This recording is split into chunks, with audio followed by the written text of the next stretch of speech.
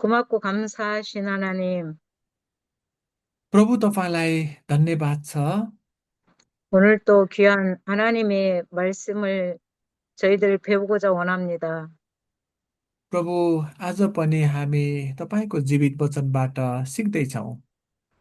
하나님께서 모든 것 간섭하여 주셔서 प्रभु, सबै कुराको निम्ति तपाईँलाई धन्यवाद भन्दछौँ। 하나님의 말씀을 더 깊이 깨달아 알 수 있게 도와주시고 प्रभु, तपाईँको यो जीवित वचनको गहिराई र रहस्यका कुराहरू थाहा गर्नको निमित्त सहायता गर्नुहोस्। 하나님의 뜻대로 쓰임받는 저희들 되어줄 수 있도록 प्रभु, तपाईँको सामु अर्थपूर्ण जीवन जिउनको निमित्त सहायता गर्नुहोस्। 이 시간도 역사하여 주시고 함께하여 주시옵소서. यो समय तपाईँ हाम्रो साथ हुनुहोस्। 예수님의 이름으로 기도드렸습니다. आशिष माग्छौँ यसो प्रभुको नाउँमा। आमेन। 아멘. 반갑습니다. 저 김계화 목사입니다. यहाँहरूलाई धन्यवाद छ। भेटेर खुसी लाग्यो। अनि उहाँको नाम चाहिँ पास्टर किम खे वा हो। 먼저 사무엘 상하 공부하기 전에 पहिला आज हामी पहिलो दोस्रो यो सामुएलको पुस्तकबाट हामी अध्ययन गर्दैछौँ। 서론적인 것부터 한번 제가 복습하는 차원으로 한번 하고 그리고 사무엘 상으로 들어가겠습니다. अ, केही कुरोलाई हामी दोहोऱ्याउँ अनि दोहोऱ्याइसकेपछि अनि हामी पहिलो दोस्रो सामुएलको पुस्तकलाई हामी सरसर्ती हेरौँ। 우리가 성경을 볼 때 हामी यो बाइबललाई हामी अध्ययन गर्दा 어떤 생각을 가지고 कस्तो विचार लिएर हामी अध्ययन गर्छौँ त? 어떤 사상으로 보느냐에 따라서 अनि कस्तो घटनाक्रमलाई हामीले विचार गरेर अध्ययन गर्छौँ त?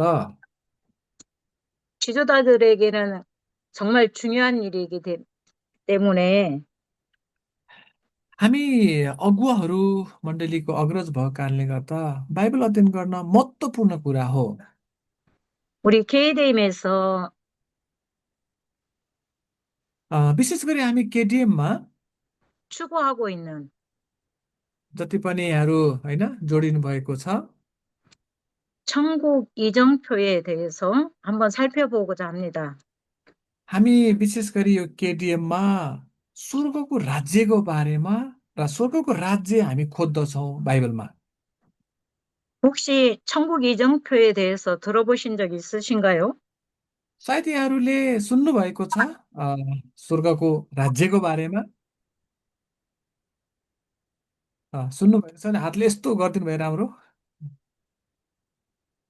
이거 공부하신 적 있으신가요? 음, 아, 뭐 학생들이 뭐 표하니까 이전에 우리 교수님 조금 알려준 것 같습니다. 아, 이게 중요한 것이기 때문에 किनकि स्वर्गको राज्य 한 को 번 बारेमा 더, 한 번 더 살펴보기로 하겠습니다. हामी फेरि एकचोटि हामी दोहोऱ्यौँ न। 성경을 볼 때 성경에서 우리가 여러 가지 관점으로 볼 수 있는데 हामी बाइबललाई विभिन्न तरिकाले हामी अध्ययन गर्न सक्छौँ। 우리 KDM에서는 천국을 중심으로 해서 र यस केडिएममा चाहिँ नि हरेक बाइबल अध्ययन गर्दाखेरि 하나님의 말씀을 보고 있어요. र परमेश्वरको वचनद्वारा नै हामी स्वर्गको राज्यलाई हेर्दछौँ। 그래서 성경의 창세기에서부터 요한계시록까지 जस्तै बाइबलमा हामीले हेर्दाखेरि उत्पत्तिदेखि प्रकाशको पुस्तकसम्म हामी हेर्छौँ। 하나님께서 천국을 어떻게 우리에게 보여주고 계시는지 한번 보겠습니다. परमेश्वरले हामीलाई उत्पत्तिदेखि प्रकाशसम्म स्वर्गको राज्य कसरी देखाउनु भएको छ त भन्ने कुरोलाई हामी सरसर्ती हेर्नेछौँ। 네, 우리가 천국을 성경 전체에서 7부작으로 보고 있는데, विशेष गरी केटिएममा चाहिँ बाइबललाई सातवटा भागमा अध्ययन गरिन्छ। 제 1부에서는 पहिलो भागमा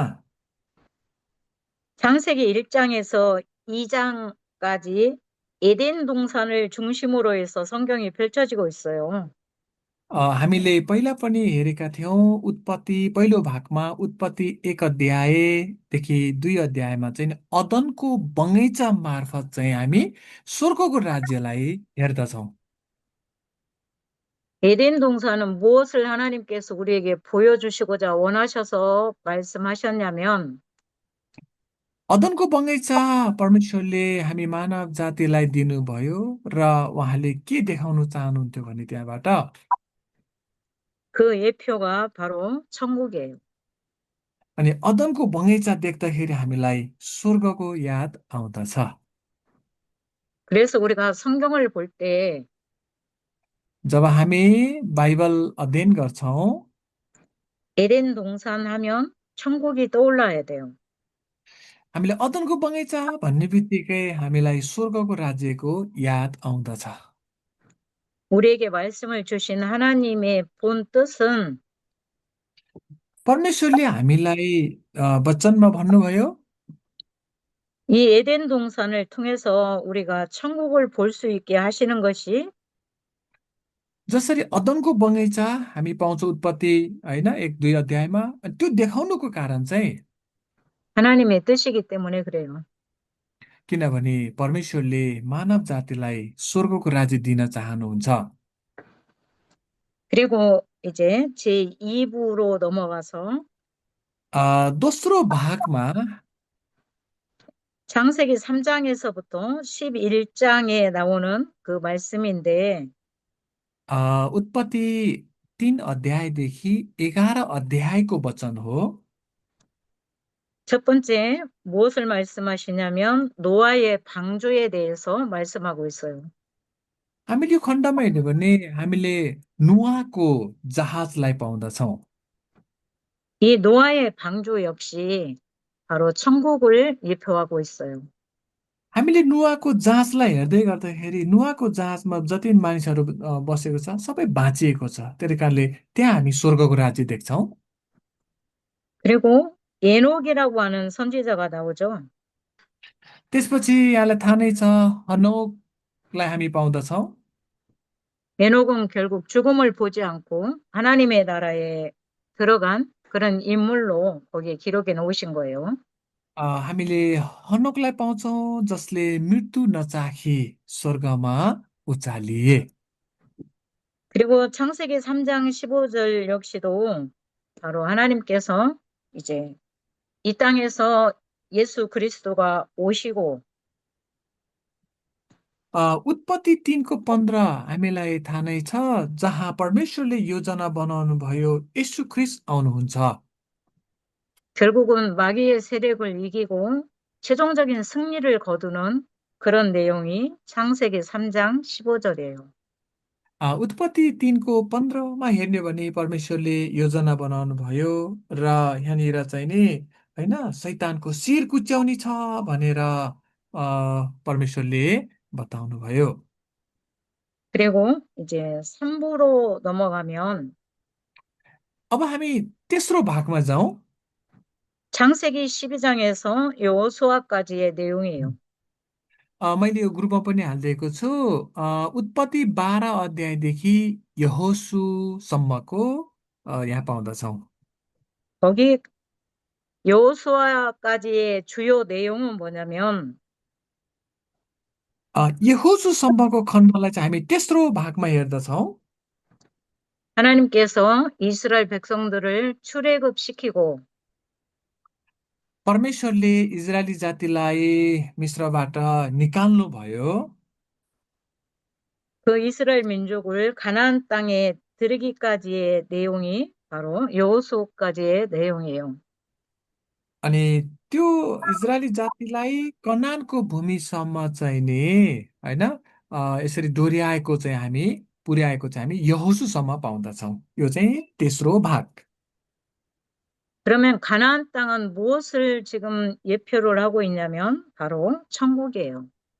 कनानको भूमिलाई पनि हामी के को रूपमा पाउन सक्छौँ भने स्वर्गको राज्य। 네. 그리고 이제 사부, 천국 이정표의 사부를 보겠습니다. चौथो भाग जो हामी स्वर्गको राज्य खोजौँ, चौथो भाग 사사기에서 말라기까지의 내용이에요. चौथो भाग चाहिँ न्यायकर्तादेखि मलाकीसम्म। 이 앞전에 사사기 배우셨죠? हामीले गएको हप्तामा न्यायकर्ता पढिसकिसकेको छ। 네. 그리고 오늘은 사무엘 상하를 배우고 있어요. अ, हामीले न्यायकर्ता रुथ पढिसकेका छौँ अनि आज चाहिँ हामी समुएल पहिलो दोस्रो पुस्तकलाई आजबाट हामी सुरु गर्नेछौँ। 그리고 열왕기 상하 이런 모든 내용이 바로 천국 이정표 사부에 있습니다. हामीले जसरी न्यायकर्ताको पुस्तकदेखि मल्लाकीसम्मको खण्ड पनि हामी त्यहाँ यो चौथो भाग हो, यहाँ पनि स्वर्गको राज्य पाउँदछौँ। 그래서 하나님께서 이스라엘 민족의 그 왕권을 세워가는 그런 과정 속에서 हामीले यो चौथो भागमा चाहिँ नि इजरायलको होइन ती जातिहरूबाट राजाहरू र त्यो एउटा राज्य बनाएको हामी देख्छौँ। 하나님 나라의 이 왕족 건설 또 하나님의 나라의 그 세워지는 그 나라에 대해요. 지금 사사기에서부터 말라기까지 말씀하고 있는 거예요. न्यायकर्तादेखि मलाकीसम्म हामीले इजरायलको राज्यमा पनि हामी त्यहाँ त्यो राज्य मार्फत स्वर्गको राज्यलाई पनि हामी देख्न सक्छौँ। 예, 그리고 천국 이정표 5부를 보겠습니다. 5부. अर्को चाहिँ हामी पाँचौँ भाग स्वर्गको राज्य हामी पाँचौँ भाग हेरौँ। 마태복음에서 요한복음 사복음서가 천국 이정표의 5부입니다. हामीले मत्ती, मर्कुस, लुका, युहन्ना यो चारवटा सुसमाचारको पुस्तकमा पनि यो पुस्तकहरूबाट पनि हामी स्वर्गको राज्यलाई देख्न सक्छौँ। 이 사복음서에서는 하나님이신 그분이 실물로 이 땅에 오신 내용들이 기록해 있는 것이 사복음서예요. जसरी परमेश्वरको आफ्नो एकमात्र पुत्र यीशु ख्रिस्ट यो संसारमा आउनुभयो, हामीले सुसमाचारको पुस्तकमा पाउँदछौँ यीशु मार्फत स्वर्गको राज्यको वास्तविकतालाई देखाएको छ यो चारवटा पुस्तकबाट। 그래서 하나님이신 예수 그리스도께서 이 땅에 오셔서 이제 하나님의 나라에 대하여 우리에게 말씀하고 계시는데 यसु ख्रिस्ट मार्फत स्वर्गको राज्यको वास्तविकता चाहिँ हामीले यो चारवटा सुसमाचारको पुस्तकबाट पाउँदछौँ। 천국, 하나님의 나라, 영생, स्वर्गको राज्य होइन, अनि परमेश्वरको कार्य अनि जीवनको बारेमा हामी यो सुसमाचार पुस्तकमा पाउँदछौँ। 낙원, र 새하늘과 새 땅, त्यसपछि नयाँ स्वर्ग होइन, नयाँ पृथ्वी 아버지 집. अनि हामीले यो स्वर्गको राज्यलाई नयाँ स्वर्ग, नयाँ पृथ्वी, बुवाको घर, स्वर्गको राज्य, अनन्तको राज्य यस्तो के एउटै कुरा हो, तर नाम फरक फरक हामी पाउँदछौँ स्वर्गको राज्यको बारेमा। 예수님께서 이렇게 천국을 우리에게 소개하고 계시는 거예요. हामीले सुसमाचार पुस्तक हेऱ्यौँ भने येशू ख्रिस्टले यसरी नै स्वर्गको राज्यको बारेमा बताएको छ। 그리고 이제 천국 이정표 6부를 보겠습니다. हामीले अब छैठौँ भाग 사도행전에서 유다서까지 अ, 6부입니다. छैठौँ भाग प्रेरित पुस्तकदेखि यहुदासम्म। 이때는 사울의 시대인데 성령 시대라고도 말하고 제자의 시대라고도 얘기해요. यो समयमा हामीले साउल होइन अथवा पावलले पनि सेवा गरेको हामी पाउँदछौँ। अनि यो समयलाई चाहिँ नि होइन प्रेरितहरूको समय अथवा चेलाहरूको समय पनि भन्नेको पाउँदछौँ। 그리고 제7부는 이제 계시록 21장, 22장까지를 7부라고 하고 있습니다. सातौं भागमा हामीले स्वर्गको राज्य खोज्दै गर्दाखेरि चाहिँ नि प्रकाशको पुस्तक 21 र 22 अध्याय।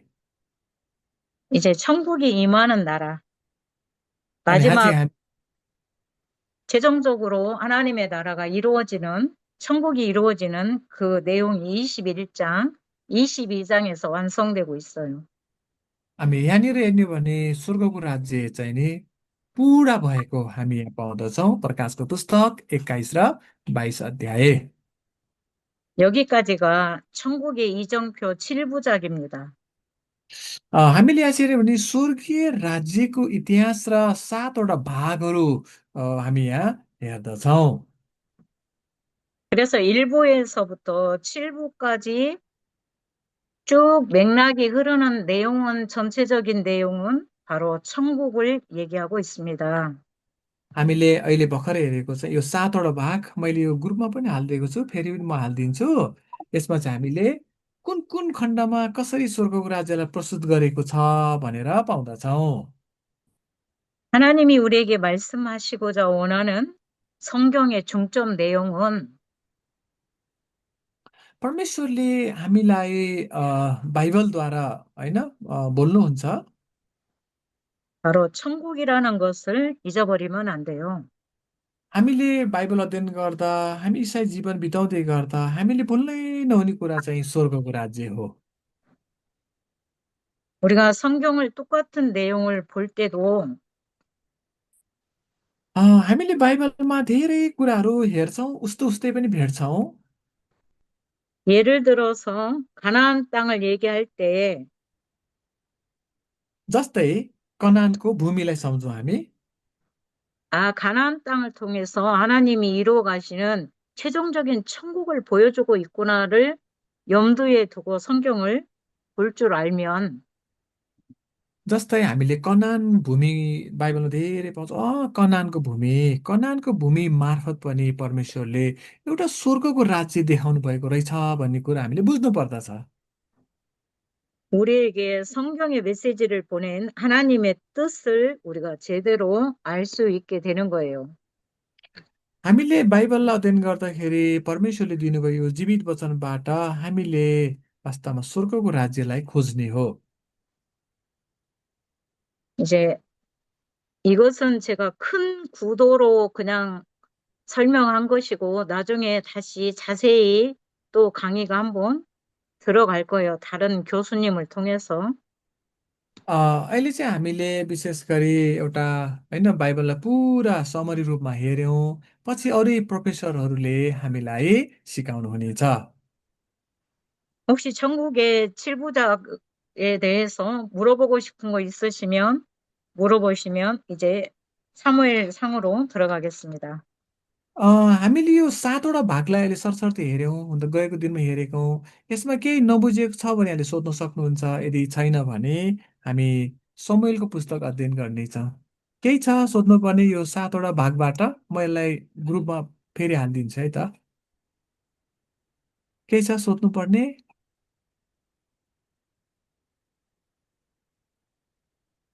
없는 것 같아요, 교수님. 없는 것 같아요. 네. 그럼 다 잘 알고 계신다는 얘기로 제가 받아들여도 되겠죠? 네. सायद हजुरहरूले बुझ्नै भएको छ। गएको दिन पनि हामीले अध्ययन गरेका थियौँ।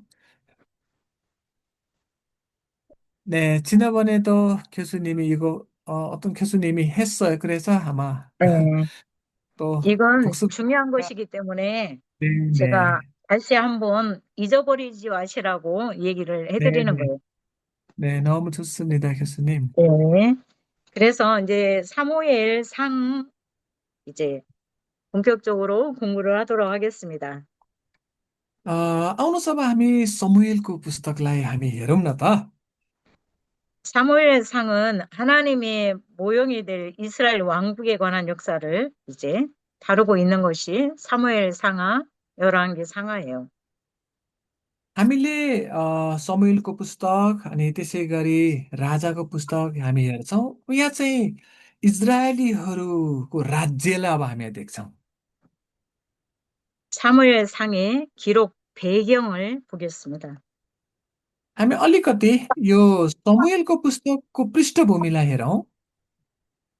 사무엘상은 사사 통치 시대로부터 왕이 통치하는 왕정 정치로 전환되는 그런 내용을 다루고 있습니다. जसरी न्यायकर्ताको पुस्तक पछि हामी समुएलको पुस्तकलाई पाउँछौँ, यहाँनिर न्यायकर्ताको शासनकालपछि समुएल अथवा राजाहरूको कुरालाई जोडेको र राजा माग गरेको कुरा हामी यहाँ पाउँदछौँ। 여기서 지향하는 왕정 정치는 यहाँनिर हामीले विशेष गरी इजरायलीको राज्यलाई पाउँछौँ। 단순한 이방 그 나라에 대한 그런 군조제를 설명하기 위해서 기록한 것이 아니라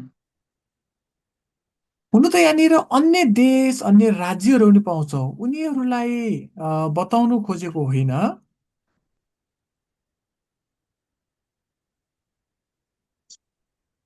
신정적, 신정적, 하나님이 다스리는 그런 군주제, 이것을 지금 말씀하고 있는 거예요.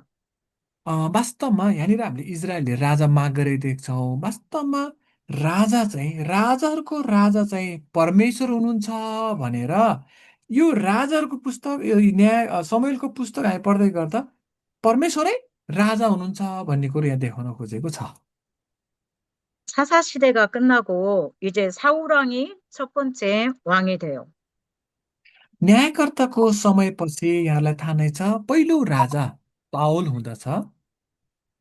이스라엘 백성들이 이제 그 옆에 블레셋 나라를 보니까 जब इजरायलीहरू कनानमा बसिरहेको छ त्यही उतापट्टि चाहिँ नि पलिस्तीहरूको राज्य छ। 왕이 정치하는 걸 보고 अनि उनीहरूले यसो हेरे त्यहाँ त राजा छ। 우리도 왕이 있었으면 좋겠다. 이런 생각이 이스라엘 백성들 속에 들기 시작했어요. त्यसपछि इजरायलीहरूको भित्र के भयो भने ओहो होइन हामीलाई पनि राजा चाहिन्छ भन्ने उनीहरूको विचार आयो। 그래서 출애굽기 19장 6절에 보니까 प्रस्थान 19को 6पदमा 하나님께서 이스라엘 백성들에게 뭐라고 말씀하셨냐면 परमेश्वरले इजरायली जातिलाई के भन्नुभयो भने 너희가 내게 대하여 제사장 나라가 되며 होइन हामीले प्रस्थान 19को 6मा हेर्ने हो भने यदि तिमीहरूले यो होइन पुजारीको यो राज्य हुँदा हुँदा पनि 거룩한 백성이 되리라. होइन तिमीहरू चाहिँ नि पवित्र जाति हुनु। 너는 이 말을 이스라엘 자손에게 전달할지니라. हामीले 6 महिना चाहिँ तिमीहरू मेरो निम्ति पुजारीहरूको एक राज्य र एक पवित्र जाति हुनेछौ। इजरायलीहरूलाई तैँले भन्नुपर्ने कुरा यही नै हुन् भनेर प्रस्थानमा नि भने। प्रस्थान 19को 6। 하나님의 뜻은 이스라엘 민족들의 제사장이 되셔서 परमेश्वर यो चाहनुहुन्छ इजरायलीहरूको बिचमा होइन पुजारी होस्। 하나님께서 그들을 다스리고 계셨는데 पुजारी होस् अनि परमेश्वरै उनीहरूको निम्ति राजा हो। 이 사람의 생각이 이제 엉뚱한 대로 돌아가기 시작한 거예요. तर के गर्नु मानिसको विचार हो। यसो हेरेको अर्को देशमा त राजा छ अनि राजा नै चाहियो भनेर इजरायलले माग गरे।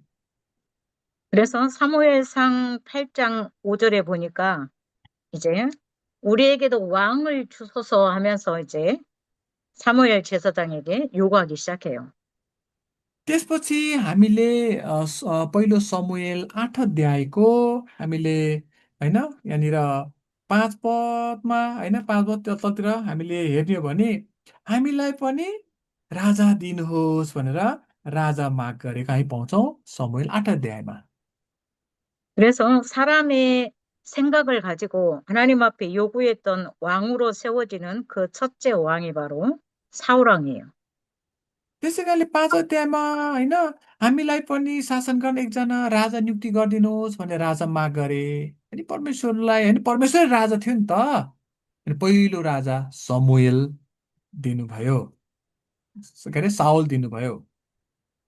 그들의 생각은 우리도 블레셋처럼 왕이 있으면 우리도 강건한 나라가 되겠다. 이런 인간적인 생각을 가지고 जसरी यो 5 पदमा हामीलाई शासन गर्नलाई एकजना राजा नियुक्त गरिदिनुहोस् भनेको कारण चाहिँ उनीहरूले पलस्तीहरूमा के देखे त राजा देखे। ओहो राजा भए पनि त हामी पनि शक्तिशाली हुन्छन् भन्ने त्यो मानिसको विचार आयो।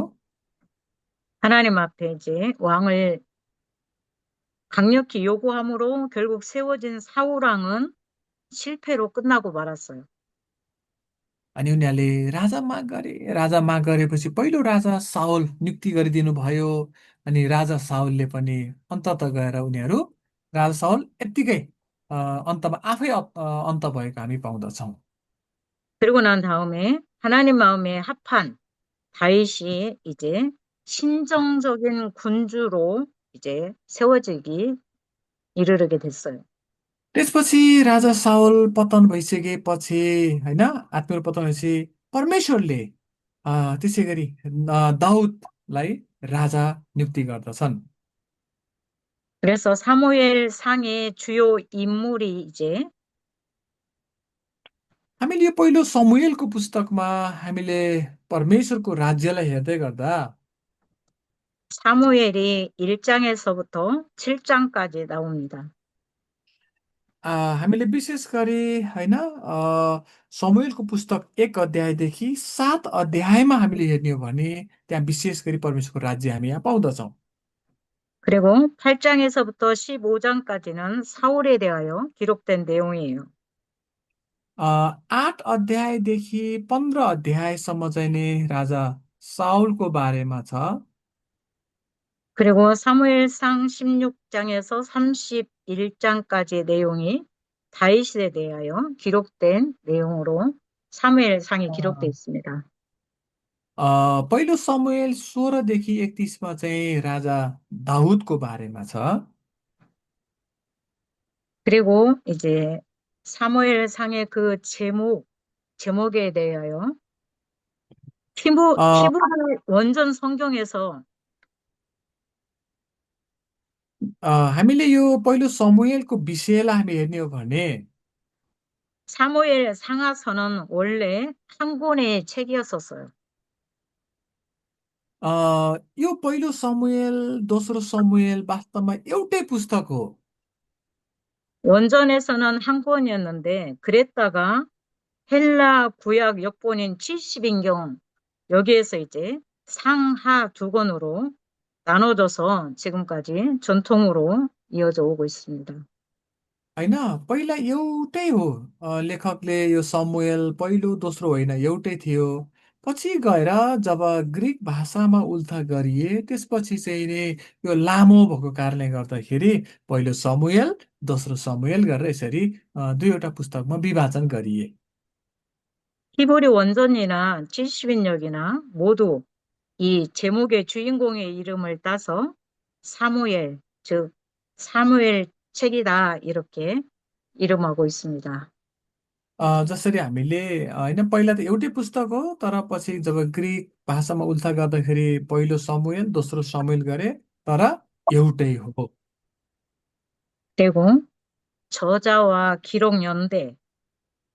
네, 첫 अ, 번째로 저자에 대하여 말씀드리겠습니다. जस्तै जस्तै समुएलको पुस्तक लेखक अनि त्यो समय अवधि पनि छ। पहिला चाहिँ हामी लेखकको बारेमा अलिकति बुझौँ। 고대 유대인 랍비들의 전승을 담고 있는 탈무드에는 जब इजरायल ती यहुदीहरू 사무엘이 본서의 저자로 이제 언급되고 있는데 जब हामी यहाँनिर होइन समुएललाई पाउँछौँ 사무엘상 25장 1절에 의하면 जस्तै हामीले समुएलको यो पहिलो पुस्तकलाई हामी हेर्दै गर्दा 사무엘은 다윗이 통치를 시작하기 이전에 죽은 것으로 되어 있어서 अ, हामीले समुएलको पुस्तक होइन हेर्ने हो भने यहाँनिर 타당하지 समुएल 않는, अ, 타당하지 स- 않는 अ, 이야기처럼 보입니다. जसरी यहाँनिर हामीले समुएलको सेवकाईलाई हामी देख्छौँ अनि उसको मृत्युको कुरालाई हामी यहाँ पाउँदछौँ। 따라서 사무엘 이 하는 사무엘의 전통을 계승한 그 출신의 어떤 제자에 의해서 기록된 것이 아닐까 추정하는 것입니다.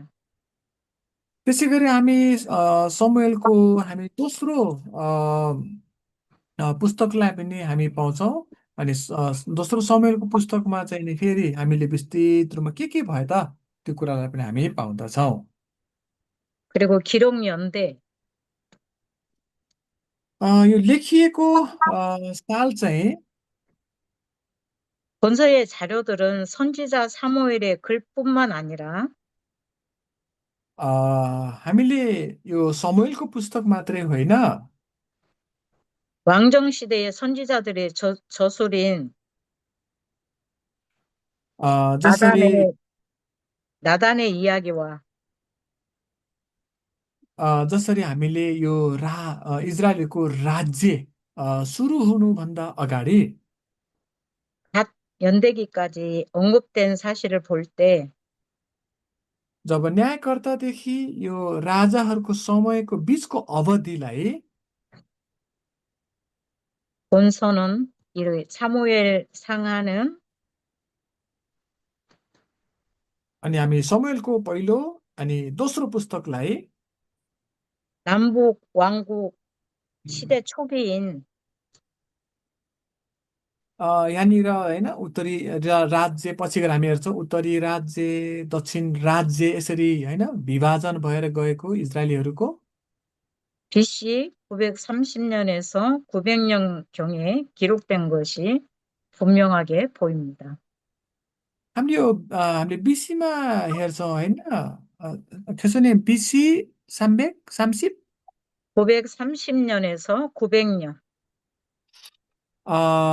लगभग बिसीमा 930 बिसीदेखि 900 बिसीको बिचमा लेखिएको हो भन्ने गरिन्छ। यो चाहिँ लेखिएको समय अवधि त बिसीमा है त बिफोर क्राइस्ट 930देखि 900को बिचमा। 그리고 사무엘 상의 기록 배경을 보겠습니다. अब समुएलको पुस्तक लेख्दै गर्दाको त्यो पृष्ठभूमिलाई हामी याद गरौँ। 사무엘 상은 왕국이 분열된 직후에 각각에 소속되어 있는 모든 이스라엘 백성들에게 जब उत्तर इजरायल होइन यहुदाको राज्य यो राज्य हामी पछि हेर्छौँ विभाजन भएको छ ती राज्यहरू विभाजन हुनुभन्दा पहिला 이스라엘이 본래는 하나님께서 택하신 한 민족인 것을 깨닫게 해주고 इजरायली जाति चाहिँ नि परमेश्वरले चुनेको जाति एक जाति हो भनेर यहाँनिर पुष्टाएको छ। 급속하게 변해가는 역사 속에서 그 역사를 주관하시는 하나님의 주권적 섭리를 जसरी इजरायलको राज्य विभाजन त्यो राजाहरूको समयमा जानुभन्दा पहिला यस्तो थियो है भनेर बुझाउनको निमित्त हामी यहाँ पाउँदछौँ। 증언함으로 그분에 대한 순종의 여부만이 अनि हामीले यहाँनिर चाहिँ विशेष गरी समुएलको आज्ञाकारिता हामी पाउँदछौँ। 국가는 물론이고 जब होइन उत्तर इजरायल चाहिँ नि नष्ट हुँदछ पछि गएर 각 개인의 성공과 실패의 시급성을 증언하고자 사무엘상을 기록한 것입니다. र पछि गएर चाहिँ नि सबै राजाहरू व्यक्तिगतको कारणले गर्दा आफै नष्ट भएर गएको हामी कुरा पाउँदछौँ। त्यो हुनुभन्दा पहिला चाहिँ नि हामीले यहाँनिर कसरी परमेश्वरको राज्य चाहिँ नि रहिआए त भन्ने कुरा चाहिँ पहिलो समुएलको पुस्तक हामी पाउँदछौँ। 하나님은 사무엘을 통해서 परमेश्वरले होइन समुएलद्वारा भएर 주권적으로 이스라엘 왕을 택하시고 समुएलद्वारा भएर इजरायलको निम्ति देखिने राजा नियुक्ति गर्नुभयो। 또 그를 하나님의 뜻에 대한 순종을 기준으로 अनि त्यस्तो बेला पनि यहाँनिर समुएललाई हामी आज्ञाकारिता देख्दछौँ। 폐하거나 세우시거나 하심으로 जसरी होइन त्यो बेलामा गाह्रो थियो, अप्ठ्यारो थियो।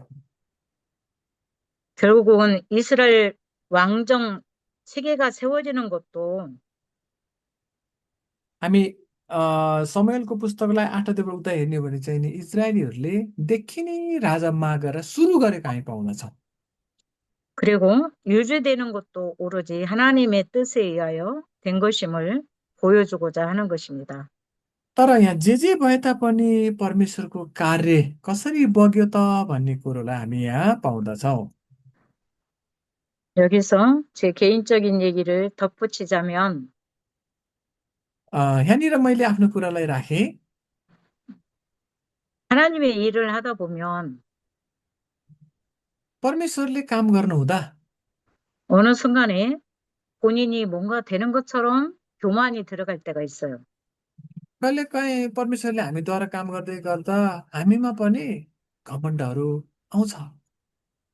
그래서 결국은 깨닫는 것은 र पनि हामी होसियारी हुनै पर्छ। 하나님이 역사하시지 않으면 우리는 아무것도 아니라는 것을 깨닫게 돼요. तर हामीले यो बुझ्नुपर्छ कि हामी यो पुस्तकमा त्यस्तै भेट्छौँ, परमेश्वरले हामीद्वारा काम गर्नुहुन्छ। तर यदि परमेश्वरले काम गर्नु भएन भने हामी केही पनि होइन। 이스라엘 백성들이 इजरायली जातिलाई हेर्ने हो भने 맨 처음에 가나안 땅에 들어갈 때는 सुरुमा कनानमा जाँदै गर्दा 오로지 하나님의 은혜라고 춤추며 노래하고 찬양을 엄청 많이 했죠. है ओ परमेश्वर हालेलुया भनेर प्रशंसा गर्यो, महिमा गर्यो, होइन परमेश्वरलाई धन्यवाद दिएको छ इजरायली जातिहरूले। 어느 순간 하나님의 은혜는 잊어버리고 तर जब समय बित्दै गयो परमेश्वरको अनुग्रहलाई उनीहरूले भुले 본인들이 굉장히 위대한 사람이어서 가나안 땅을 차지한 것처럼 अनि उनीहरूले विचार गरे कि ए कनानको भूमि त हामीले नि कब्जा गरेको भन्ने कुरो उनीहरूले सोचे। 타락하게 되는 거예요. पछि गएर उनीहरू पतन हुँदै गए। 오늘 말씀도 사무엘 상을 통해서 आज हामी जसरी पहिलो दोस्रो समुएलको पुस्तकलाई हामी हेर्दैछौँ, 오로지 하나님의 뜻에 의하여 हामीले यहाँ पनि परमेश्वरको कार्य र अर्थलाई नै खोज्ने हो। 이스라엘 나라가 세워지고 यहाँनिर इजरायलको राज्यलाई हामी देख्छौँ। 유지되고 있다는 것을 보여주고자 원하시는 거죠. अनि परमेश्वरले देखाउन चाहेको चाहिँ सबै कार्य काम परमेश्वरले नै गर्नुहुन्छ, मानिसले होइन। 특히 우리 지도자들은 विशेष गरी हामी अगुवाहरू 절대로 교만하면 안 돼요. हामीहरू कहिले पनि हामी घमण्ड नबनाऊ। 하나님이 붙들어 주시지 아니하시면 यदि परमेश्वरले हामीद्वारा भएर काम गर्नुहुन्न भने 우리는 아무것도 아니에요. वास्तवमा हामी केही पनि होइन। 꼭 그것을 깨달았으면 좋겠습니다. हामी यो सधैँ यो कुरालाई चाहिँ हामी सम्झौँ है त। 이제 다시 사무엘 상으로 들어가서 이스라엘의 정치 체계가 हामी पहिलो समूएलको पुस्तकमा फेरि फर्कौं। 외면적으로는 신정 체계에서 왕정 체계로 바뀌었지만 यहाँनिर हेर्ने हो भने पहिला चाहिँ परमेश्वरै इजरायलहरूको राजा हुनुहुन्छ। तर बिस्तारै हेर्ने हो भने परमेश्वर होइन, देखिने राजा नै हामी पाउँदछौँ। 실질적으로 신정 왕정 체계가 된 것으로 वास्तवमा इजरायलीहरूको राजा परमेश्वरै हुनुहुन्छ। 내면적으로는 한 분 하나님의 통치가 계속되고 있는 것을 볼 수가 있습니다. वास्तवमा इजरायलको राजा परमेश्वर हुनुहुन्छ। तर देखिने राजा भए तापनि परमेश्वरले नै ती राजाहरूद्वारा भएर काम गर्नुभयो। 우리가 외형적으로 볼 때는 जस्तै हाम्रो विचारमा 이스라엘이 왕권이 세워지고 패하고 왕권이 세워지고 이렇게 돌아간 것 같지만 हामीले हेर्ने भने यहाँनिर राजा देख्छौँ, राजा नियुक्ति हुन्छ, त्यो राजा सिद्धिन्छ, अर्को राजा आएको हामी देख्छौँ। 그 속에는 그 내면에는 अनि त्यो भित्र हेर्ने हो भने 하나님이 모든 것을 통치하고 계셨음을 볼 수가 있습니다. तर यो राजाहरूभित्र हेर्ने हो भने सबै काम गर्ने चाहिँ त्यहाँ हेर्ने भने चाहिँ राजा देख्छौँ, तर त्यहाँ काम गर्ने चाहिँ परमेश्वर हुनुहुन्छ। 사무엘 상의 특징을 한번 보도록 하겠습니다. अब हामी समुएलको पुस्तकको विशेषतालाई हेरौँ है त। विशेषता 본서는 BC 1105년 हामीले यो पुस्तकलाई हामी हेर्दै गर्दा 사무엘의 탄생부터 जसरी यहाँनिर समुएलको जन्म हुन्छ, BC 1010년 यहाँनिर हेर्ने हो भने बिसी 1010 वर्ष जतिमा 길보와 전투 중 사울의 사망까지 अनि यहाँनिर विभिन्न घटनाक्रम हुन्छ। त्यो घटनाक्रमको अन्तसहित चाहिँ समुएलको मृत्युसम्म 이스라엘 초기 왕정 체계가 정착해 가던 इजरायलीहरूको राजाहरूको राज्य होइन, राज्य गरेको हामी देख्दछौँ। 시대의 이스라엘 역사를 다루고 가고 있어요. र यसरी इजरायलीहरूको इतिहासलाई हामी देख्दछौँ। 이제 사무엘상에 나타난 하나님의 완성을 위해 समुएलको यो पहिलो पुस्तकमा हामी परमेश्वरको राज्यलाई पनि हामी हेरौँ। 이 땅에 오신 예수 그리스도의 구속 사역에 대한 जसो गरी यसु ख्रिस्ट यो संसारमा आउनुभयो, यसु ख्रिस्टको राज्यलाई पनि हामी यहाँ देख्न सक्छौँ।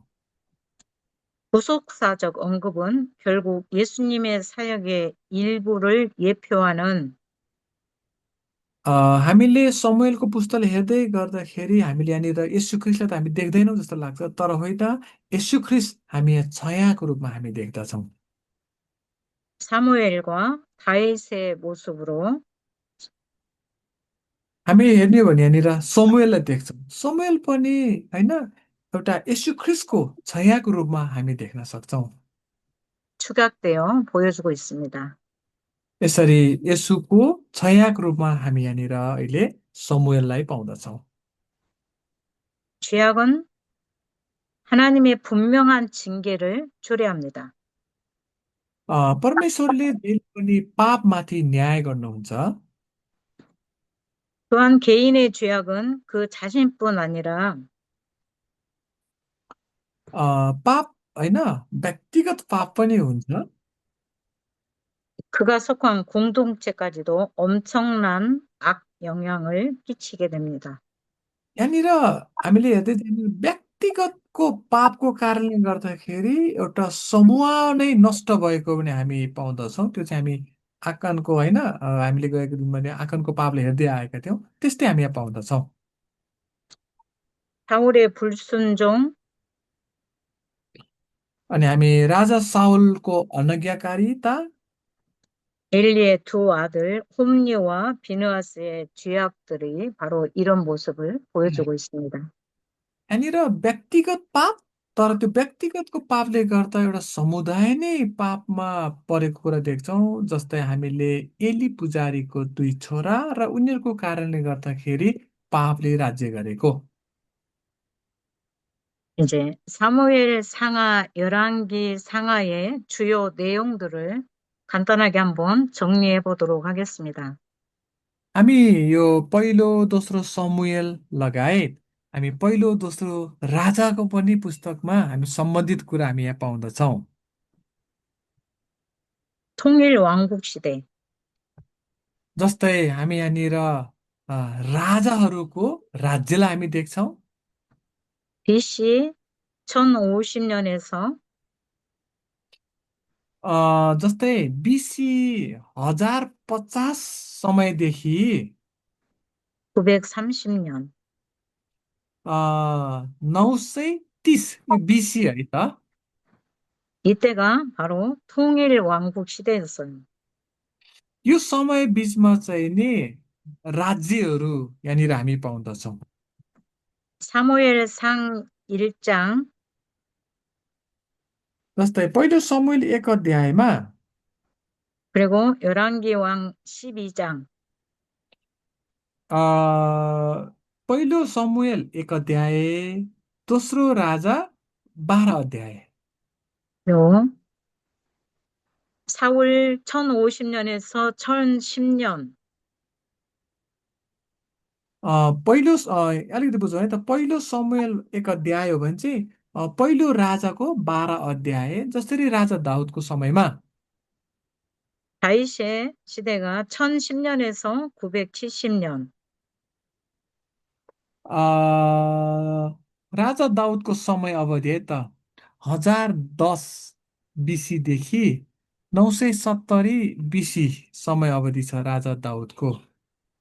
그리고 다윗의 아들 솔로몬이 जस्तै अब दाउदको छोरा सोलोमनको समय BC जस्तै बिसीमा 970년에서 930년 970देखि 930 यो चाहिँ राजा सोलोमनको समय अवधि।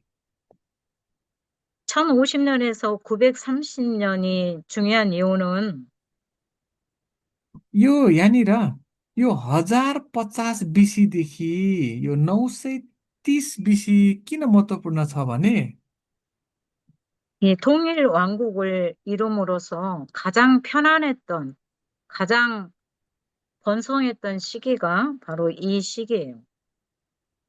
अब यहाँ अलिकति बुझ्नुहोस् है त। यो बिसीमा है त, बिफोर क्राइस्ट 1050देखि 930सम्म हेर्ने भने इजरायलको राज्य विभाजन भएको छैन के। राजा सोलोमन समय त एउटै राज्य हो नि त। एउटै राज्यले राज गरेको हामी पाउँदछौँ। 다윗이 닦아놓은 이 통일 왕국 시대에 이제 솔로몬이 완전히 이제 누리면서 핑크를 이루는 그런 세대의 삶을 살게 됐던 거죠. जस्तै राजा दाउदको समयपछि जब राजा सोलोमन हुँदछ र सोलोमनको राज्य चाहिँ यति शक्तिशाली हुन्छ कि ज्ञान र बुद्धिले भरेका संसारका शक्तिशाली राज्य भएको हामी पाउँदछौँ। 1050देखि 930 यो बिसी भित्रको होइन एउटै राज्य अथवा एक राज्य थियो। 사무엘상 1장에서부터 8장의 내용은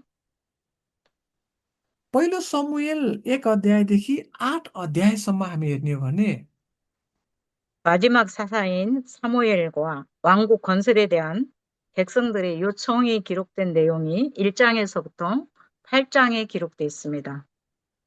अन्तिम न्यायकर्ताको रूपमा हामी अगमवक्ता अथवा न्यायकर्ताको रूपमा समुएललाई भेट्छौँ र 1 अध्यायदेखि 8 अध्यायसम्म हेर्ने चाहिँ अब इजरायल जातिहरूले राजा माग गरेको र राजा नियुक्ति गरेको कुरालाई हामी पाउँदछौँ। 사사 시대에 가장 하나님 앞에 사사들이 잘못을 한 게 뭐였었죠? न्यायकर्ताको समयमा परमेश्वरको सामु न्यायकर्ताको समयमा ती इजरायल जातिले एकदम नराम्रो काम चाहिँ के गर्यो होला यहाँको विचारमा? 그때 발표한 거 들으니까 굉장히 잘하시더라고요. यहाँहरूले अस्ति यो प्रेजेन्टेसन गरिरहेको बेलामा म आएको थिएँ, मैले सुनेको कम त राम्रो गर्दै हुनुहुन्थ्यो। 사사시대에 가장 많이 나온 단어들이 न्यायकर्ताको समयमा एउटा शब्द यस्तो छ कि दोहोरिरहने शब्दहरू छ। 자기 소견에 옳은 대로 행하였더라. न्यायकर्ताको समयमा धेरै दोहोरिने एउटा शब्द यस्तो छ कि होइन, जे मन लाग्यो होइन, इजरायल जातिहरूले जे मन लाग्यो आफ्नो दृष्टिमा त्यही गरे। 제약된 인간의 생각을 따라 살았던 그 삶이 바로 타락의 주 원인이었습니다. उनीहरूको दृष्टिमा जे ठिक लाग्यो त्यही गरेको छ। त्यो गर्नु भनेको चाहिँ परमेश्वरको दृष्टिमा पाप गरे। 그래서 결국 사사시대는 끝이 나고 마지막 하나님의 말씀대로 순종했던 사무엘 선지자가 त्यसै गरी न्यायकर्ताहरूको युग सिद्धिन्छ र अन्तिम न्यायकर्ता अथवा अ, अगमवक्ताको रूपमा हामी समुएललाई पाउँछौँ। 왕권의 이제 정치로 넘어가는 그런 마지막 사사로 쓰임을 받게 됩니다. अनि समुएलद्वारा नै परमेश्वरले काम गर्नुहुन्छ र राजाहरूको युगमा समुएलद्वारा भएर राजाको युग सुरु हुँदछ। 사무엘상 1장 1절에서 3장 21절까지 जस्तै हामीले पहिलो समुएलको पुस्तक 1 अध्यायको 1 पददेखि हेर्दै गएर हामी 3 अध्यायसम्म हामी हेर्ने हो भने 이 부분에서는 한나의 서원과 हामीले यहाँनिर हेर्ने हो भने हन्नाको भाकाल पाउँछौँ। 사무엘 선지자의 어머니였던 한나의 서원, समुएलको आमा हो नि त हन्ना, होइन? समुएल जन्मिनुभन्दा पनि पहिला हन्नाले भाकल गरेको छ।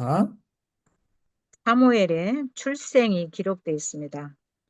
त्यसपछि गएर हामी समुएलको जन्म भएको कुरा पनि पाउँछौँ। 그리고 1장 1절에서 2장 11절은 जस्तै 1 अध्यायको 1 पददेखि लिएर 2 अध्यायको हामी 11 पदसम्म हेर्ने हो भने 제사장들인 엘리 자녀들의 죄악과 यहाँनिर होइन पुजारी एली र उसका छोराले गरेका पाप, 이 일로 인해서 엘리의 집에 대한 하나님의 경고가 전달이 되게 됩니다. जसरी एली पुजारीका छोराहरूको पापको कारणले गर्दा एलीको घरनाको बारेमा पनि अगमबाणी भएको हामी यहाँ पाउँदछौँ। 결국은 살아계신 하나님을 두려워할 줄 모르는 이 엘리 제사장의 자녀들로 인하여서 जसरी एलीका छोराहरू परमेश्वरसँग डर नमानेर 하나님의 경고가 전달이 되게 됩니다. र परमेश्वरले उनीहरूमाथि गरेको प्रहारलाई पनि हामी यहाँ पाउँदछौँ।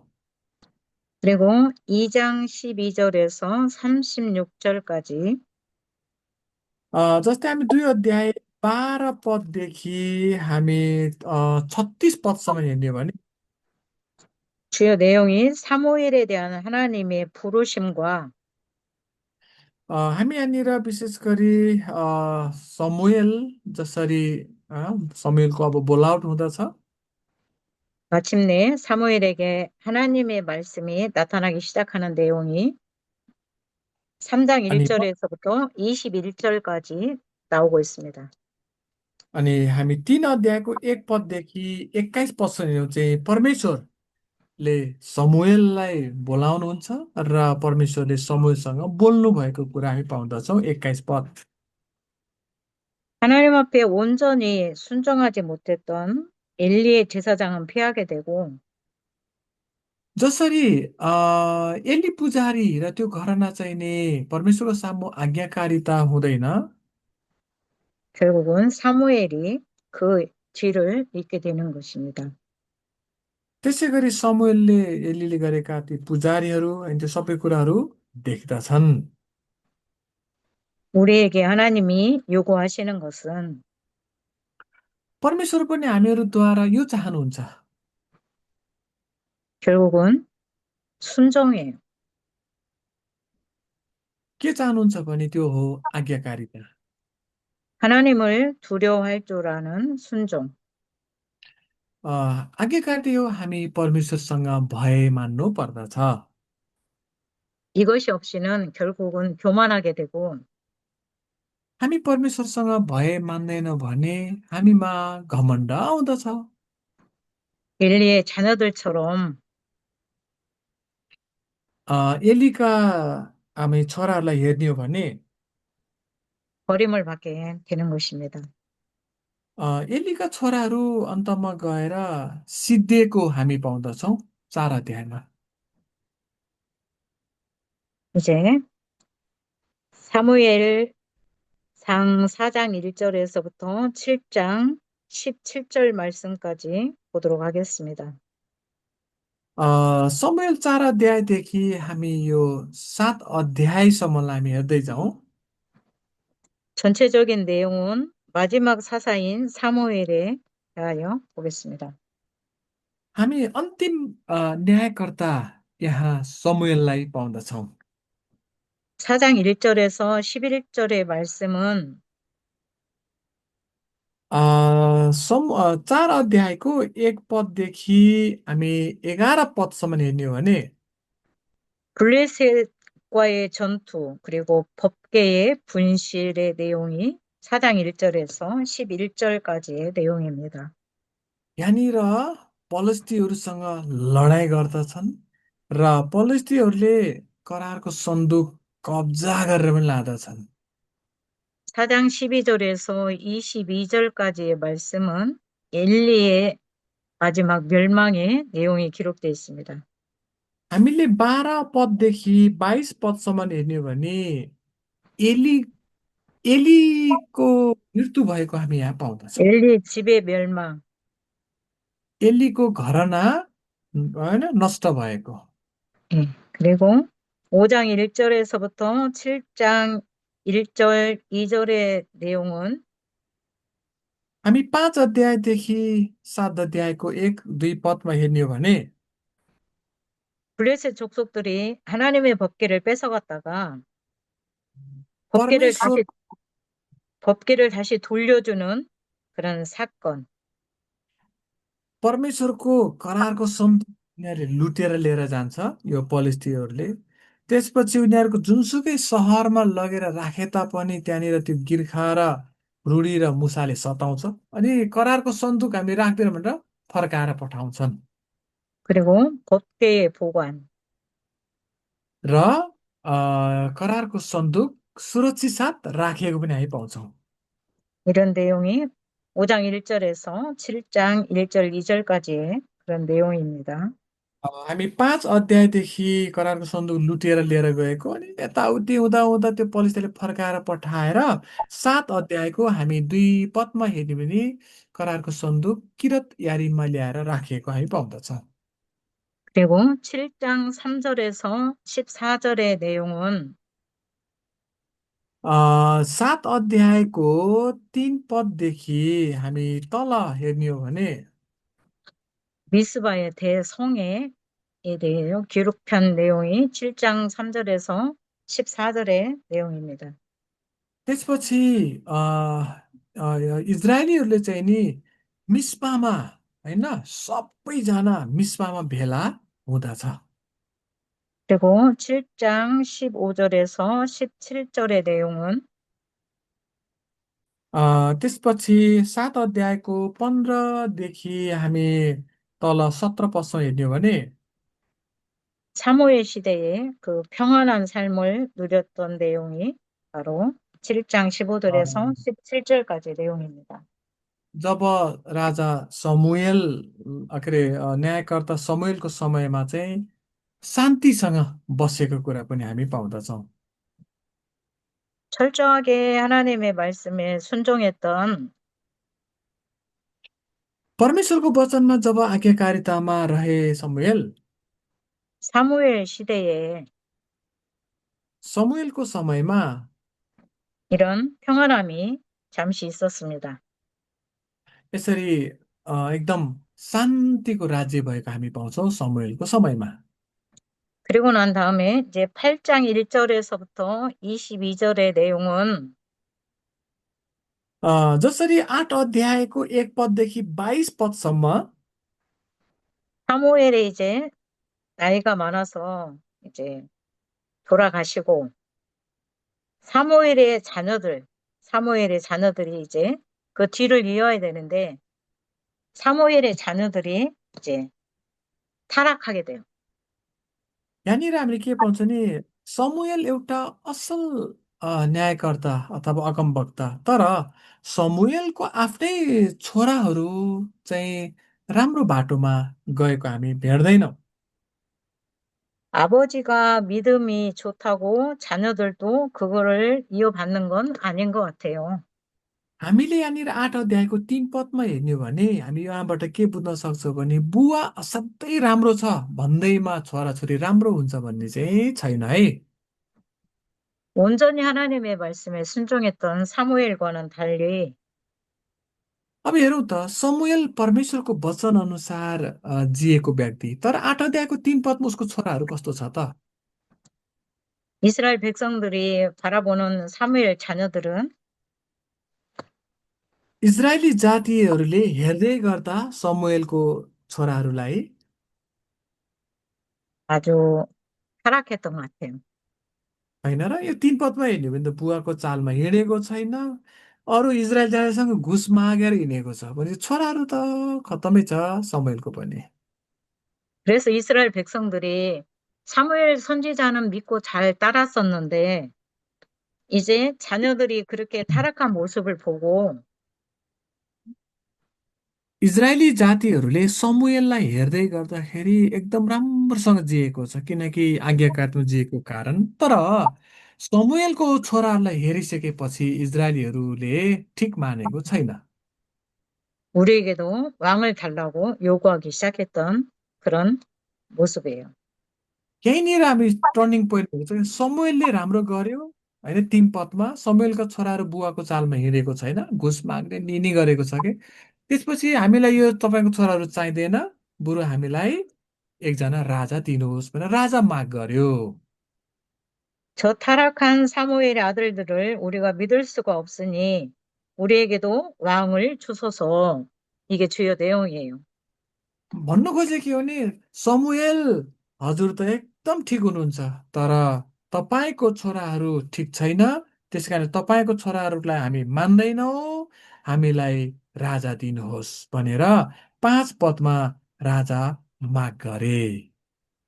사무엘은 늙었고 그 뒤를 이어받을 자녀들은 타락했고 अब हेर्नुहोस् न 8 अध्यायको 1 पदमा समुएल वृद्ध बुढो भएको छ। अब समुएलको छोराहरू एकदम घुसिया छ होइन हामीले 3 पद भने घुस लिएर न्याय भ्रष्ट गर्थ्यो भने चाहिँ घुसिया भएको छ छोराहरू। 그래서 백성들은 사무엘에게 왕을 세워주기를 강력히 요청해요. त्यसै कारणले 5 पदमा यो घुसियाको पछि लाग्नु भन्दा हामीलाई राजा दिनुहोस् भनेर 5 पदको अन्तमा हामी माथि शासन गर्नले एकजना राजा नियुक्ति गरिदिनुहोस् भनेर समुएलसँग राजा माग गरे। 하나님께서는 그 왕을 세워달라고 하는 것을 기뻐하지 아니하셨지만 왕의 제도를 결국은 허락하게 되는 거예요.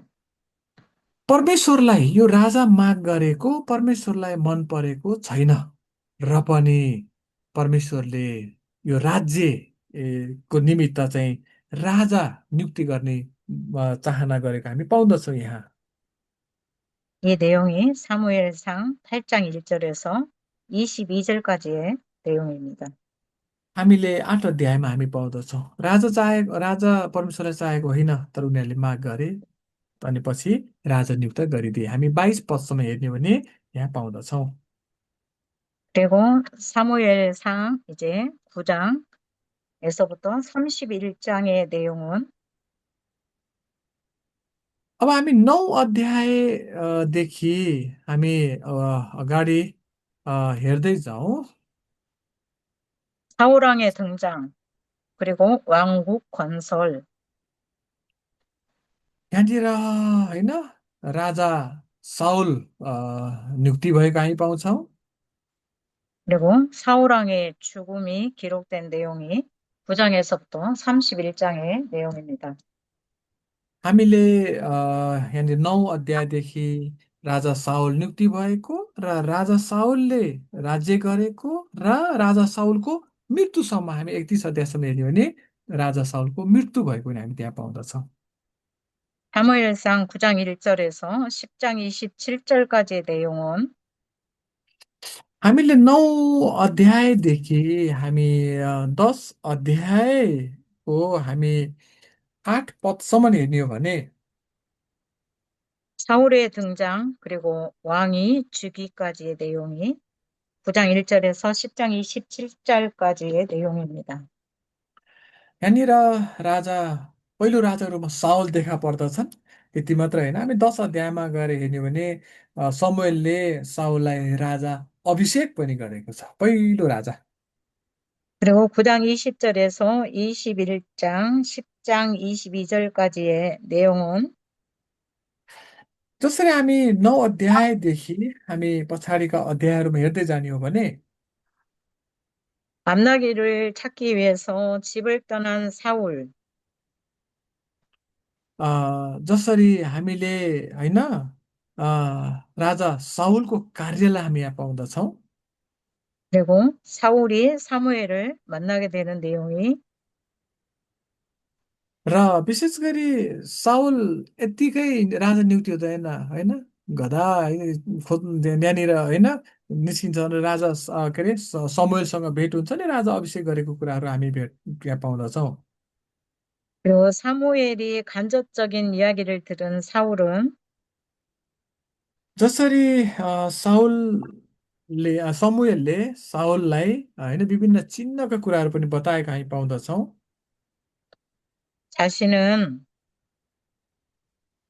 아주 वास्तव 작은 보잘것없는 राजा साउलले हामीले 21 पदमा 9 अध्यायको 21 पदमा म वास्तवमा एउटा सानो घरानाको मानिस हुँ भनेर होच्चिएको हामी पाउँदछौँ। 베냐민 지파의 사람이라고 겸손해 하는 그런 모습을 볼 수가 있습니다. हामीले राजा साउललाई हेर्ने हो भने 9 अध्यायको 21 पदमा चाहिँ राजा साउल होच्चिएको हामी यहाँ पाउँदछौँ। म एउटा सानो कुलको एक बेन्यामिन हुँ, म यत्रो इजरायलको राजा बन्ने भनेर होच्चिएको हामी पाउँदछौँ। 하나님 앞에 처음 택함을 받을 때처럼 जसरी राजा साउलले सुरुमा होइन 21 पद भने 항상 겸손하면 यसै गरी नै नम्रतामा राजा साउल रहेको भए 좋은데 राम्रो हुन्थ्यो। 세월이 지나면 교만해져요. जब राजा भयो नि म जस्तो कोही छैन भन्ने घमण्ड आयो साउलसँग। 열두 형제 중에 가장 보잘것없는 베냐민 지파인 자기를 선택한 하나님 앞에 겸손했던 사울왕이 जसरी राजा साउलले 12 कुलहरू मध्येमा सानो कुल बेन्यामिन कुलको व्यक्ति थिए राजा साउल। 왕이 된 후에는 9 अध्यायको 21 पदलाई यहाँले कोट गरेर राख्नुहोस्, एकदम नम्रतासँग राजा साउलले भनेको छ। जब राजा भयो नि त्यसपछि देखजाएका भएको छ। 보잘것없던 자기의 모습은 잊어버리고 जसरी आफ्नो अवस्थालाई भुलेर राजा साउल एकदम खराब बाटोमा गएको हामी पाउँदछौँ। 교만해지면서 एकदम घमण्ड भएको छ राजा साउल। 결국은 망하게 되는 그런 이제 마지막이 기다리고 있었습니다. अनि अन्तमा गएर हामी हेर्दै जानेछौँ राजा साउल पतन भएको छ। पतन मात्रै होइन, आफै ले भाला हानेर मरेको हामी पछि हेर्छौँ, सिद्धिएको छ राजा साउल। 처음 하나님 앞에 부름을 받고 사역을 시작할 때처럼 जसरी परमेश्वरले बोलावट दिनुभयो अनि सुरु गर्नुभयो राजा साउलले 끝까지 अन्तसम्म 처음 부름을 받은 그때를 잊어버리면 절대로 안 돼요. हामी पनि विचार गरौँ हामी जसरी बोलावटमा आएका छौँ सुरु जति हाम्रो राम्रो छ नि हाम्रो अन्त पनि हाम्रो राम्रो हुनुपर्दछ 그래야 하나님 앞에 계속 쓰임을 받게 됩니다. अनि मात्रै हामी परमेश्वरको सामु होइन रहेर उहाँले हामीलाई चलाउनुहुन्छ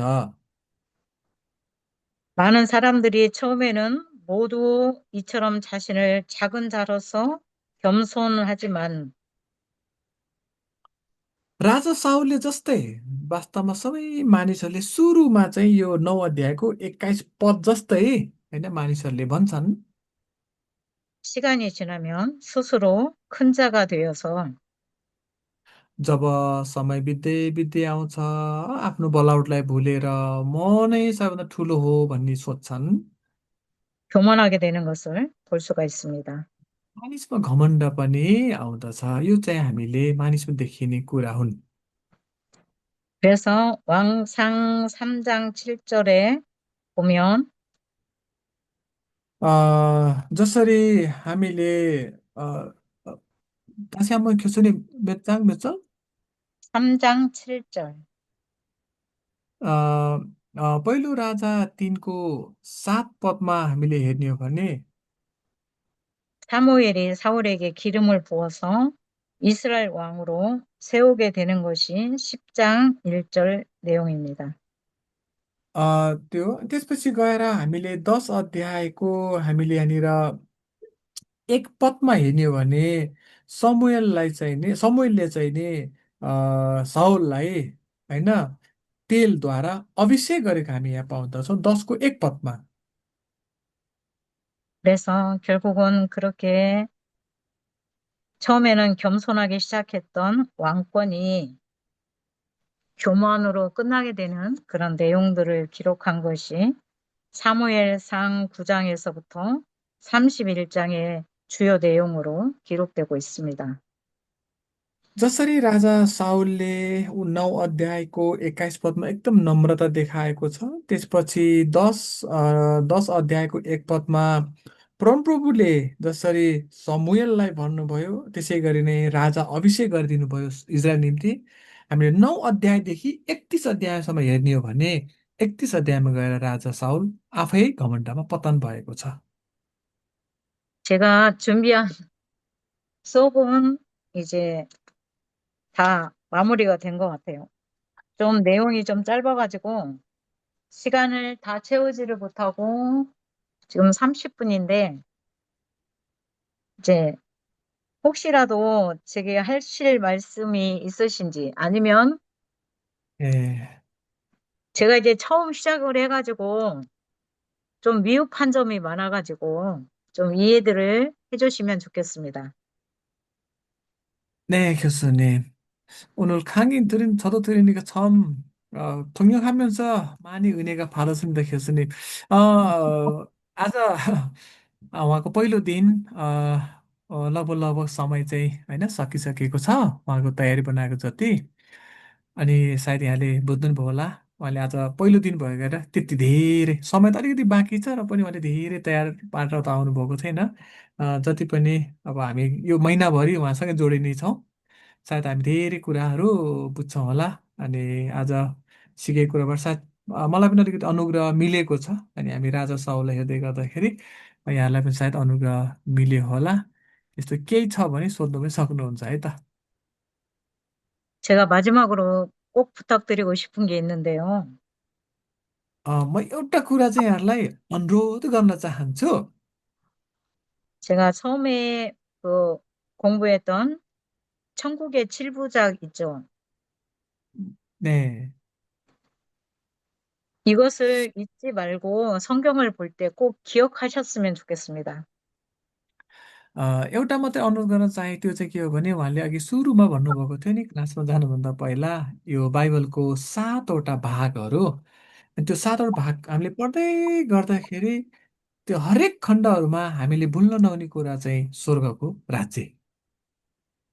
하나님께서는 뭐 왕이 이렇게 세워지고 뭐 부서지고 이것을 말씀하시고자 원했던 것이 아니라 हामीले यो राजाहरूको पुस्तक अथवा हामीले पहिलो राजा समुएललाई हामी देख्छौँ। राजा समुएल नियुक्ति हुन्छ, फेरि ऊ आफै आफै नै तरुवारले हानेर मर्छ होइन। अर्को राजा आउँछ दिन्छ। परमेश्वरले चाहिएको यस्तो होइन वास्तवमा। 또 에덴 동산 뭐 가나안 땅 이런 것들을 우리에게 그냥 보여주시기 위한 것이 아니라 जस्तै अदनको बगैँचा, हामीले कनानको भूमि हामी बाइबलमा पाउँछौँ। 이런 것들을 통해서 우리에게 보여주시고자 원했던 것은 परमेश्वरले अदनको बगैँचालाई मात्रै देखाउन चाहेको होइन, परमेश्वरले कनानको भूमिलाई मात्रै देखाउन चाहेको होइन। त्यो अदनको बगैँचा, त्यो कनानको भूमि, यो राज्यबाट परमेश्वरले देखाउन चाहेको चाहिँ 천국을 보여주시기 원하신다는 것을 꼭 기억하시기 바랍니다. हामीले बाइबलमा जुनसुकै पुस्तकबाट हेरिदियो भने परमेश्वरले देखाउन चाहेको चाहिँ अनन्तको राज्य, स्वर्गको राज्य नै हो। सबै घटनाक्रममा हेर्ने हो भने देखाउन चाहेको चाहिँ 우리가 항상 기억해야 될 것은 हामी सधैँ हामीले याद गर्नुपर्ने कुरा चाहिँ 예수님께서 우리에게 보여주시고자 원한 거 성령님께서 우리 안에서 역사하셔서 보여주시기를 원하시고 이끌어 가시기를 원하시는 것은 परमेश्वर होइन, पुत्र येशू ख्रिस्ट, पवित्र आत्मा परमेश्वर, त्रिएक परमेश्वर, उहाँहरू सबै होइन, त्रिएक परमेश्वरले हामीलाई डोर्याउन चाहेको, देखाउन चाहेको, लान चाहेको चाहिँ 우리 모두 다 천국을 향해서 지금 달려가고 있는 존재라는 거. हामी सबैजना यो संसारमा भएका सबै मानिसहरूलाई परमेश्वर यो चाहनुहुन्छ, अनन्तको राज्य, स्वर्गको राज्य नै दिन चाहनुहुन्छ। 이것을 기억하시면 우리가 사울왕처럼 그렇게 교만해질 수가 없고 그리고 하나님 앞에서 더 낮아지고 겸손하니 하나님 말씀하옵소서 제가 듣겠나이다 하는 자세가 되어질 것입니다. हामीले सधैँ सधैँ होइन बाइबल अध्ययन गर्दै गर्दा जहाँ गए तापनि हामी एकदम परमेश्वरको भय मानेर सधैँ स्वर्गको राज्यलाई याद गरेर हाम्रो हरेक क्षेत्रमा हामी अघि बढ्छौँ भने हामी साउल राजा जस्तो नम्रतामै हामी रहन्छौँ भने अनन्तको राज्य हामी प्राप्त गर्छौँ। तर घमण्ड गर्छौँ भने दुःख र कष्टको राज्य पनि हाम्रो जीवनमा आउन सक्छ। त्यस कारण हामी नम्रतामा जिउँ, सधैँ स्वर्गको राज्यलाई हेरेर मनन गरेर हामी जिउँ। 우리가 성경을 배우는 것은 हामीले यो बाइबल अध्ययन गर्नु भनेको चाहिँ 몇 년도에 무슨 사건이 일어났고 뭐 몇 년에 뭐가 일어났고 이게 중요한 게 아니고 बाइबल अध्ययन गर्नुको कारण चाहिँ ओहो भोलि के हुन्छ होला, पर्सि के हुन्छ होला, आउने साल के हुन्छ होला भनेर हामीले बाइबल अध्ययन गरेको होइन। 우리에게 메시지를 보낸 하나님의 뜻을 구분하는 거, 깨닫는 거, 이것이 가장 중요한 것입니다. परमेश्वरले दिनुभएको यो जीवित वचनलाई अध्ययन गरेर आज्ञाकारितामा जिउनु, उहाँमा नम्रतामा जिउनु नै परमेश्वर चाहनुहुन्छ। 그래서 우리는 천국을 잊지 말고 हामी सधैँ स्वर्गको राज्यलाई मनन गर्दै होइन याद गर्दै जिउँ। 성경을 통해서 천국을 볼 수 있는 여러분 모두가 되시기를 바랍니다. हामी सबैजना सधैँ बाइबलबाट नै स्वर्गको राज्यलाई हामी देख्नेछौँ। आमेन। 아멘. 오늘 천국 7부작 중에서 우리가 배웠던 오늘 사무엘 상하는 이제 4부작에 속합니다. हामीले बाइबललाई 7वटा भागमा विभाजन गरेर हामीले अध्ययन गर्दैछौँ। म फेसबुकमा फेरि पनि हालिदिन्छौँ। त्यो 7वटा भाग मध्येमा हामीले पहिलो दोस्रो समुएलको पुस्तकलाई हामीले यो चाहिँ चौथो भागमा पर्दछ। 네, 사사기에서 말라기까지가 사부라고 말씀드렸습니다. किनभने न्यायकर्तादेखि मलाकीसम्म चाहिँ चौथो भाग हो भने त्यो भित्र चाहिँ समुएल पर्दछ।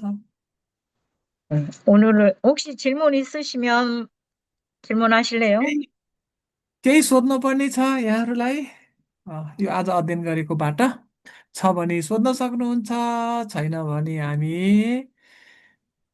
छुट्न पनि हामी सक्छौँ बिस्तारै। केही छ सोध्नुपर्ने? अध्ययन गर्दै जाँदा यदि बुझेन भने हाम्रो ग्रुपमा यो भनेको मैले बुझेन भनेर प्रश्नको रूपमा राखिदिनु भयो भने हुन्छ, त्यो म उहाँलाई पनि सोधिदिन्छु। छ केही? सायद छैन कि जस्तो लाग्यो सबैजना। 네, 없는 것 같습니다. 목사님. 아, 저기 뭐야, 저도 예전에 수업 받을 때 수업이 빨리 네. 끝나면 굉장히 좋더라고요. हाम्रो उहाँ पास्टर पनि हुनुहुन्छ, प्रोफेसर पनि हुनुहुन्छ। उहाँ पनि पहिला पहिला उहाँ त निकै होइन, मेरो विचार वृद्ध नि भयो। पहिला पहिला क्लासमा बस्दाखेरि उहाँ पनि यो क्लास 그래서 कहिले सक्ला जस्तो लाग्थ्यो अरे क्या। 예, 오늘 첫 시간이라 좀 빨리 끝냈습니다. आज पहिलो क्लास भएकाले अलिकति चाँडै नै हामी बिदा हुनेछौँ। हुन्छ, हाम्रो प्रोफेसरलाई ताली बजाएर हामी धन्यवाद दिउँ न त उसो भए। ताली बजाएर। 네, 교수님 수고하십니다. 감사합니다. 감사합니다. 귀한 시간 내주셔서. यो महत्त्वपूर्ण समयको निम्ति यहाँ सबैलाई धन्यवाद। 네, 기도하고 끝마치도록 하겠습니다. 네, 진짜 प्रार्थना गरौँ अनि हामी छुटौँ होला। 고맙고 감사하신 하나님, प्रभु साँच्चै तपाईँलाई धन्यवाद छ। 귀한 시간을 통하여서 하나님의 말씀을 저희들이 यो महत्त्वपूर्ण 배우고, समय 배우고 깨닫고 느끼게 하심을 감사함을 드립니다. तपाईँको वचनलाई हेर्दै गर्दा साँच्चै नै प्रभु हामी सिक्दै पनि छौँ, तर हामी बुझ्दै पनि छौँ। 우리 각 심령에 하나님의 성령이 강하게 역사하여 주셔서 हाम्रो सबैको हृदयमा पवित्र आत्मा परमेश्वर तपाईँ काम गर्नुहोस्। 이 마지막 시대에 प्रभु यी अन्तको समयहरूमा हामी छौँ। 사명감이 불타게 하여 주시고 प्रभु तपाईँ हामीलाई एकदम जागरुक बनाउनुहोस्। 많은 죽어가는 영혼들에게 복음을 증거할 수 있게 도와주시옵소서. प्रभु हामीलाई सहायता गर्नुहोस्। आज यो संसारमा धेरै आत्माहरू मरिरहेका छन्, ती आत्माहरूलाई सुसमाचार सुनाउन हामीले सकेको होस्। 하나님께서 불러주셨사오니 प्रभु तपाईँले हामीलाई बोलाउनु भयो। 귀하게 쓰임받게 도와주시고 प्रभु तपाईँ हाम्रो साथ भइकन काम गर्नुहोस्। 하나님의 나라에 귀한 상급을 받기에 부족함이 없는 종들이 되어줄 수 있도록 प्रभु तपाईँको राज्यमा त्यो ल्याउने मुकुट प्राप्त गर्नको निमित्त प्रभु हामीलाई सहायता गर्नुहोस्। 능력으로 함께하여 주시옵소서. तपाईँको शक्ति र सामर्थ्यमा नै हामीलाई डोर्याउनुहोस्। 감사하고 예수님의 이름으로 기도드렸사옵나이다. धन्यवाद भन्दै आशिष अनुग्रह माग्छौँ यीशु प्रभुको नाउँमा। आमेन।